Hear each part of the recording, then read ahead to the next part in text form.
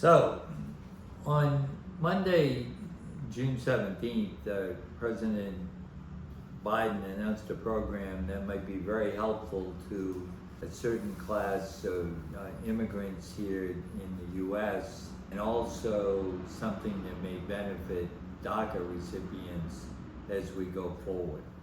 So these are two separate programs, and I want to talk about them individually. The first group of individuals, and there are literally tens of thousands of people who might fit into that category, who are currently married to a U.S. citizen. The first criteria here is to be married to a U.S. citizen. Now, for individuals in that situation, but people who don't have a green card yet, that narrows down to two groups. People who came in with a visa can, even if they overstayed that visa, now apply to get a green card here in the U.S. That's the best case scenario, because assuming all things being equal, 9 months later you'll have your green card and you can move on with your life. For people who come in from over the border though, and they might have come here 20 years ago, 15 years ago, last week, the situation is quite a bit different. If you came in over the border and then subsequently married a U.S. citizen, you can still get a green card, but the process is much more complicated.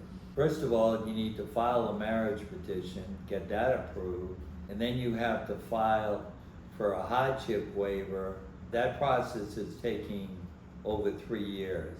And then lastly, once that's been done, you need to go to your country, which often can be a little risky, have an interview, and get your green card through the consulate.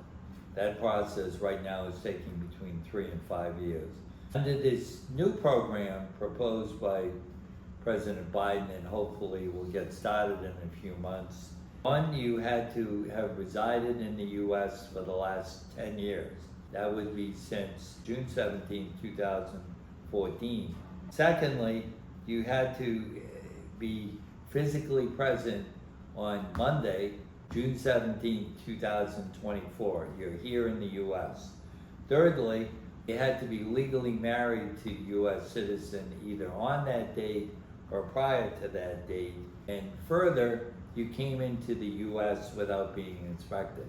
What does that mean? You came over the border, and primarily you probably came in through Mexico, through Canada, or by boat. And lastly, you need to not have been convicted of any disqualifying criminal offense. You don't pose a threat in their eyes to national security or public safety. Now, this could benefit a lot of people. That waiver process takes a long, long time, and this program could be very beneficial to people who meet that category. There are a lot of unanswered questions here. The goal is to get the program going later this summer. We don't know exactly how it's going to play out, but hopefully people may be able to get their green card in a lot simpler way. I do think the program stands on better legal footing than some of these other proposals over the years. It's almost guaranteed that the Republican Party may try to derail this in some way, but let's be hopeful that they can go forward. The second group of people that can benefit from this, DACA recipients, the so-called dreamers. That program's been around for 11 years now. There was always the hope that there'd be a path to green cards, but it hasn't happened as of yet. However, there's another way forward for DACAs, and that's to be employed by a U.S. company through the H-1B program.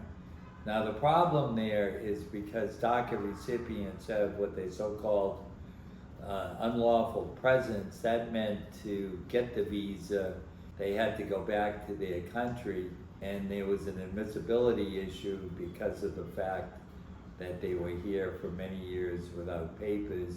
You needed to get a waiver.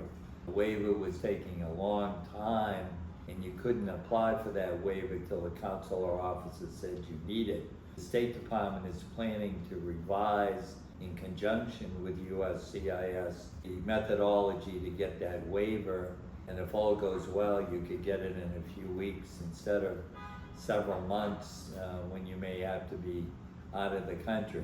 The value for the Dreamers, and if you get that non-immigrant visa through that program, now that sets you up to potentially a little further down the road to get the green card based on the strength of your non-immigrant visa.